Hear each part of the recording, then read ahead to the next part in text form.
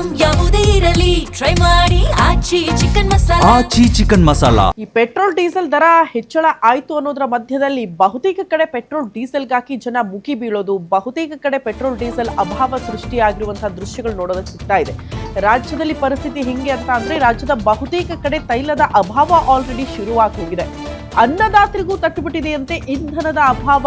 ಹಾವೇರಿ ಜಿಲ್ಲೆಯಲ್ಲಿ ಡೀಸೆಲ್ಗಾಗಿ ಜನ ಎಸ್ಪೆಷಲಿ ರೈತರು ಪರದಾಡ್ತಿದ್ದಾರಂತೆ. ಹಾವೇರಿ ನಗರದ ಪೆಟ್ರೋಲ್ ಬಂಕ್ಗೆ ಬಂದು ರೈತರು ಮುಗಿಬಿದ್ದಿದ್ದಾರೆ ಅನ್ನೋದ್ರ ಬಗ್ಗೆ ಡೀಟೇಲ್ ಸಿಗ್ತಾ ಇದೆ. ಜಮೀನು ಉಳುಮೆ ಮಾಡೋದಕ್ಕೆ ಡೀಸೆಲ್ ಸಿಗದೆ ಪರದಾಡ್ಬಿಟ್ಟಿದ್ದಾರಂತೆ ರೈತರು.